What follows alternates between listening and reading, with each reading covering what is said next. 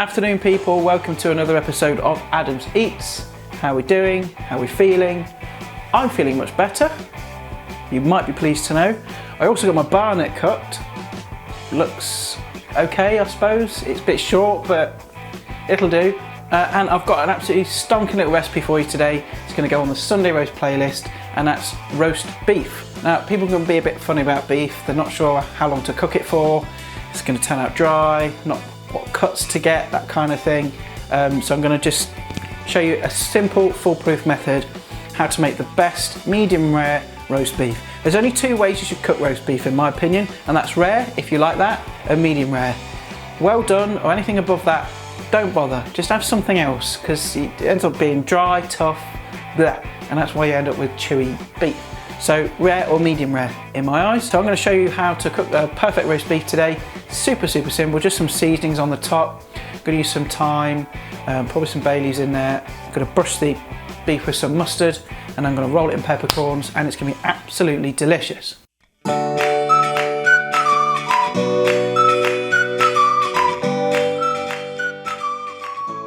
So what do you need for perfect roast beef? The first thing is you need good beef. So pick a joint that's got plenty of fat running through the middle.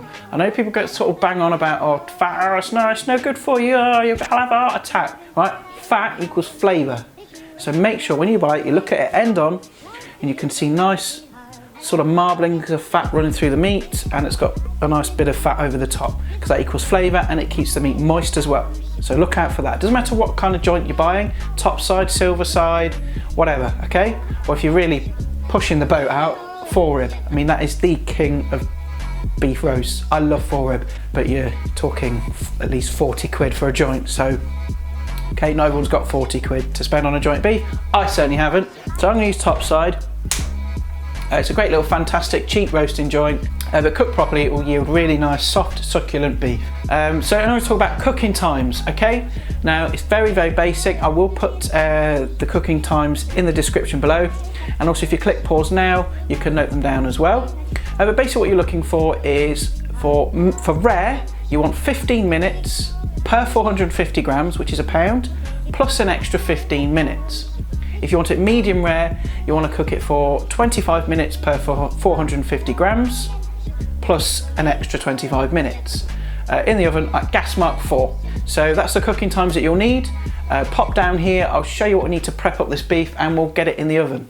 As you can see, I've just got the beef out. Make sure your beef is at room temperature. If you cook it straight from fridge cold, it's going to just mess with your cooking times and you won't get the desired result. So make sure it's at room temperature. Leave it out the fridge for say an hour or so to come to room temperature before you start. So the first thing we're going to do is pour ourselves a glass of wine, because it's Sunday, and what we need to do first is get this beef nice and dry. Get some of that moisture off, just using some kitchen towel. Okay, this will just help the Dijon mustard stick. Excellent. So the beef is nice and dried, and the next thing we're going to do is just crush our peppercorns. I've got them in a pestle and mortar here. Don't worry if you haven't got one of these. What you can do is just put the peppercorns on a flat surface, like a nice thick chopping board, and just use the bottom of a heavy pan, like a frying pan like that, and just press them down and crush them like that. Or if you really don't want to do that, you can just use a pepper mill to sort of grind them on. When I roast my beef, I like my peppercorns quite chunky, quite thick, so I like to get that nice hit of pepper when I bite into the beef, so that's why I'm going to roughly crush them in this pestle and mortar. So I've got about 2 tablespoons here. You don't need to be too exact, use your eye. Peppercorns are crushed, that's what you want really. So they're not too big, not too small, just nice, rustic, crushed peppercorns, I suppose, best way to describe it.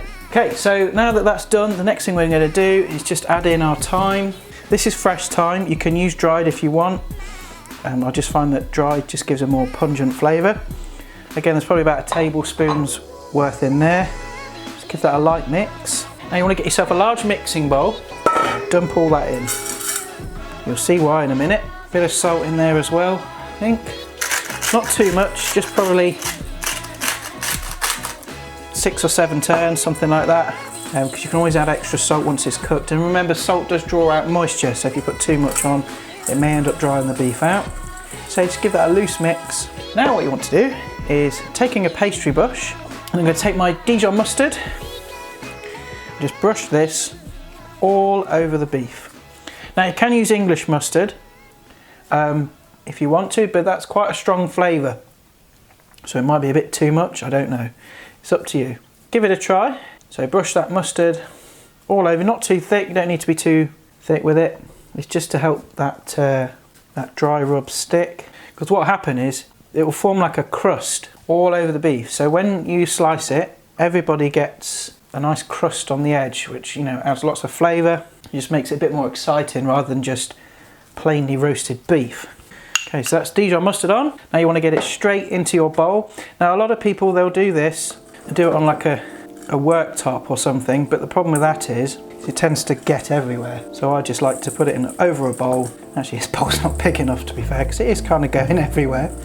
But never mind, we'll manage. If you've got a bigger bowl, use a bigger bowl.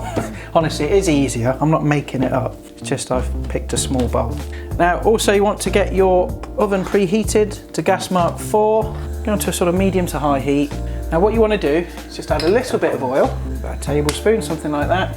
Get that pan nice and hot so that we can just brown off this meat. Okay, we're not cooking it all the way through, we're just going to brown it off. Now I'm going to cook mine in the oven in this same pan.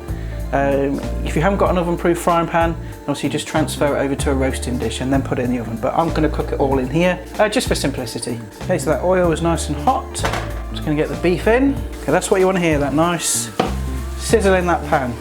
So you want to cook this, brown it on all sides, on the ends as well, get it completely browned, and then we'll put it in the oven. Okay, right, so I've browned my beef all over. Nothing too much, nothing too black. You just want it nice sort of golden brown like that, just to start off the cooking. Pop it onto one side, because now what we're going to do is take our onions. I won't show you this bit, but basically what I'm going to do is just make like a little trivet. So I'm going to cut my onions in half, 2 down like that, same with the other one, and then get your beef back on top. What that will do, it'll act as a trivet, okay, so that it doesn't burn the beef. I'm going to chuck in the bay leaves, and this will help with making a really nice gravy, okay, which I'm going to show you how to make gravy in another video, but yeah, that's why I'm adding the onions and the bay leaves, because that will add lots of nice flavour. Now at this point you can add a little bit of water. I'm just going to add some wine, just because, not too much, just enough to get a bit of a coating on the bottom and to lift off some of those caramelised bits in the pan. Now I'm going to get that straight in the oven, so that's going to take 2 hours to cook. Okay, and then we'll take it out of the oven, we'll rest it, and then we'll carve it and we'll have beautiful, lovely pink roast beef, hopefully. So I'll see you guys in 2 hours when this is done. Right, so it's about 10 minutes before the cooking time is up. Gonna get it out of the oven.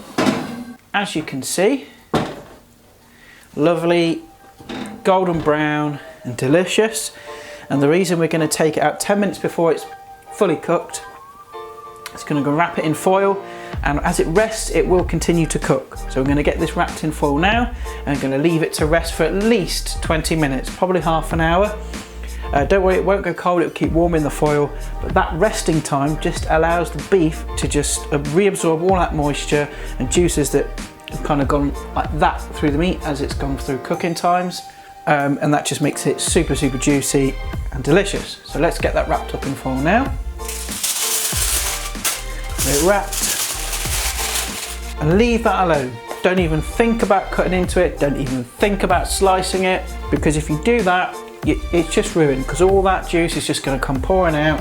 It's going to be dry as hell and not very nice to eat at all.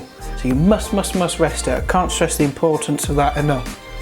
So we're going to leave that, I say 20 minutes, 25 minutes, we'll come back, we'll slice it, and it should be lovely and pink inside.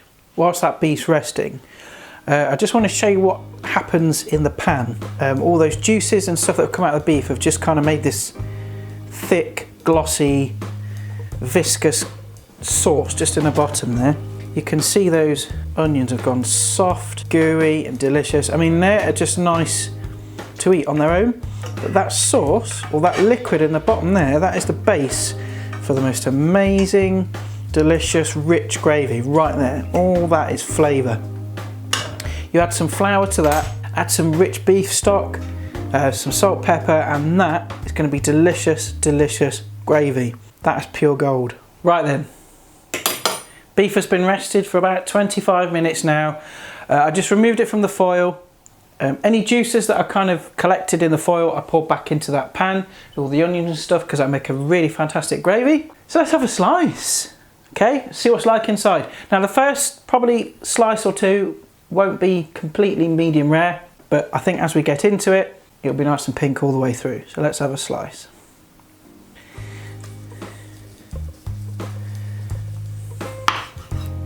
Oh, money shot. Look at that gorgeous, pink, beautifully cooked beef. That is absolutely perfect. Serve that up with some really nice gravy, some roast potatoes, Yorkshire puddings. The Yorkshire puddings and the roast potatoes, I've got that in the playlist as well. Serve that with some gravy, absolutely fantastic, delicious. And again, easy. All it comes down to, folks, is cooking time. Get your timings right, you'll have perfect beef every single time. No matter what cut it is, it'll work. Well, Pepper, thanks very much for today, guys. It's been absolutely awesome. Hope you enjoyed the recipe. Super, super, super simple. I know it's so ridiculously easy to make. The all important thing is following those cooking times. Once you've got that nailed, easy as pie. Make yourself a nice gravy, roast potatoes, Yorkshire puddings, got beef juice on my chin, some peas, some roasted carrots. Your guests, your family will appreciate it tenfold. Honestly, it's so, so easy. Thanks ever so much for watching. If you want to support me, please subscribe to the channel, because that's the best way you can support me. Thanks again. I'll leave all my social media links in the bottom as well. See you guys next time, and bye for now.